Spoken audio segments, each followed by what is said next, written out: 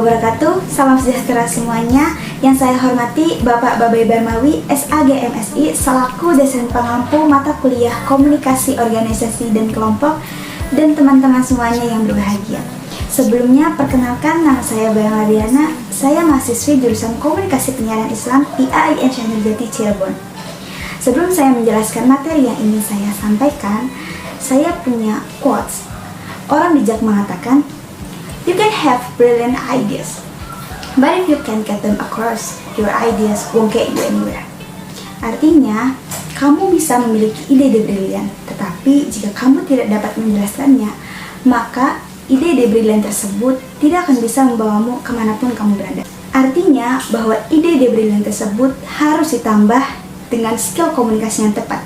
Karena communication, the human connection, is the key to personal career and success. Komunikasi, hubungan manusia adalah kunci kesuksesan pribadi dan karir. Maka dari itu, komunikasi adalah suatu keterampilan yang memang sangat penting dan dibutuhkan bagi kita semua dalam keberlangsungan kehidupan kita untuk mencapai kesuksesan. So, pada kesempatan kali ini, I want to explain about pola jaringan komunikasi or channel. Sepanjang kehidupan, kita tidak bisa tidak berkomunikasi. Terlepas apakah komunikasi itu efektif ataupun tidak, karena dengan komunikasi itu, kita memenuhi kebutuhan emosional dan intelektual kita. Sejak lahir, kita tidak bisa sendiri untuk mempertahankan hidup. Kita perlu dan harus berkomunikasi dengan orang lain untuk memenuhi kebutuhan, baik kebutuhan fisik maupun psikologis. Para psikolog berpendapat bahwa kebutuhan utama kita sebagai manusia dan untuk menjadi manusia yang sehat secara rohaniah adalah kebutuhan akan hubungan sosial yang ramah, yang hanya bisa terpenuhi dengan membina hubungan yang baik dengan orang lain. Komunikasi akan sangat dibutuhkan dalam membina hubungan-hubungan tersebut. Melalui komunikasi dengan orang lain, kita juga dapat memenuhi kebutuhan emosional dan intelektual kita. Komunikasi melalui budi bahasa yang baik dapat membina hubungan sosial yang baik dan menyenangkan. Dan sebaliknya, ketidakmampuan seseorang menggunakan bahasa yang baik dalam berkomunikasi dapat menimbulkan akibat yang tidak diharapkan, bahkan menjadikan sia-sia dan merugikan diri sendiri dan orang lain. Kesuksesan seseorang membina hubungannya dengan orang lain, bekerja sama, bahkan mempengaruhi orang lain untuk mengikuti ide dan gagasannya banyak dipengaruhi oleh kemampuannya dalam berkomunikasi.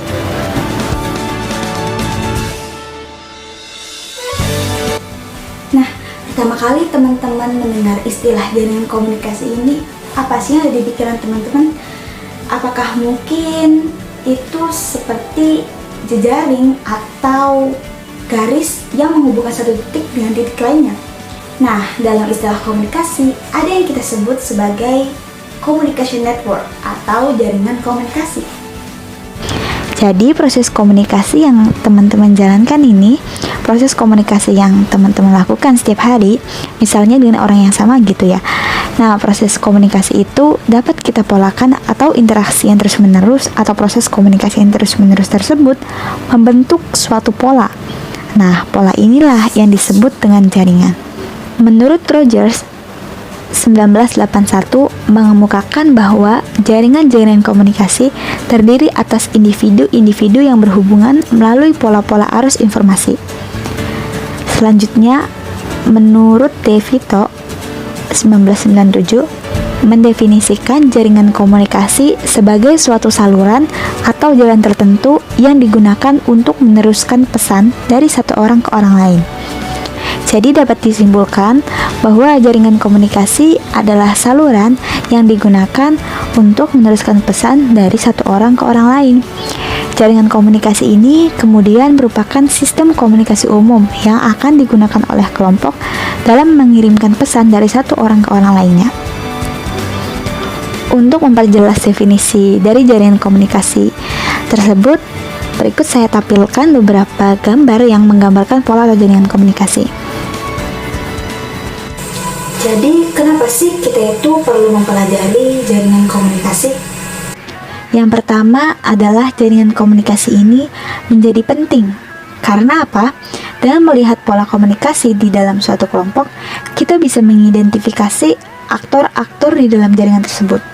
Mana yang paling mendominasi komunikasi misalnya, atau mana yang paling berpengaruh di dalam kelompok. Yang mana kita bisa lihat dari alur atau garis yang merujuk pada titik atau orang, berapa jumlah garis atau lain tadi yang menghubunginya. Selain itu, jaringan komunikasi menciptakan sociometric differentiation. Artinya apa?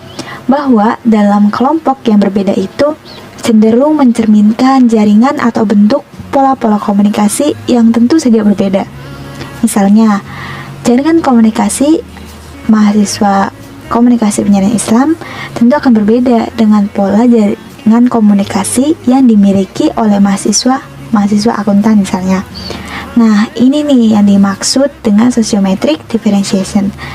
Dan diferensiasi sosiometrik ini menunjukkan perkembangan ikatan interpersonal yang lebih kuat dan lebih positif antara beberapa anggota kelompok, disertai dengan penurunan kualitas hubungan antara anggota kelompok lainnya.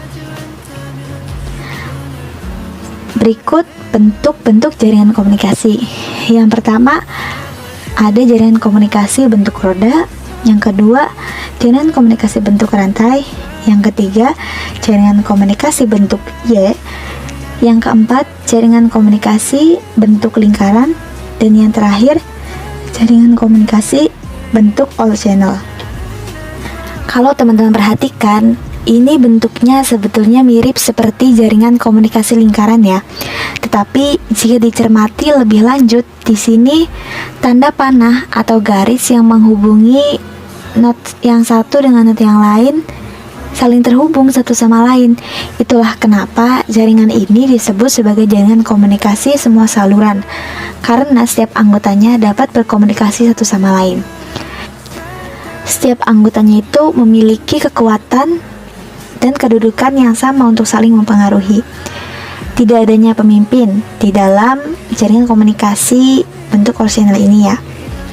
Tidak tersentralisasi, homopilinya tinggi, dan partisipasinya itu maksimum.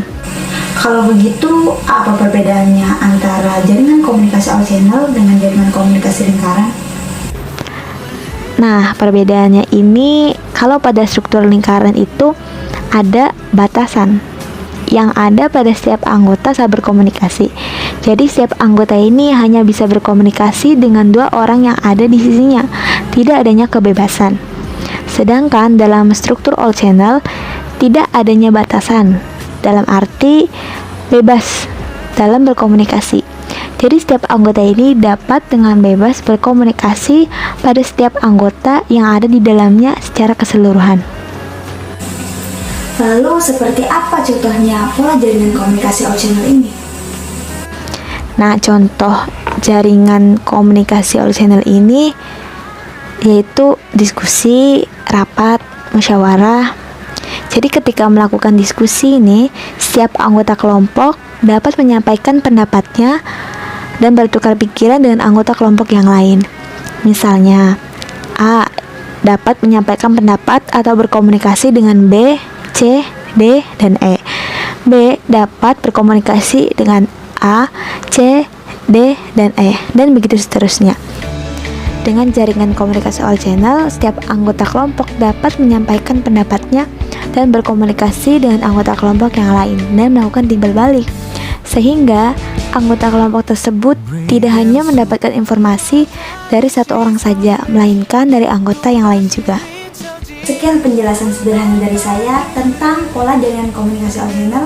Kurang lebihnya saya mohon maaf. Wassalamualaikum warahmatullahi wabarakatuh.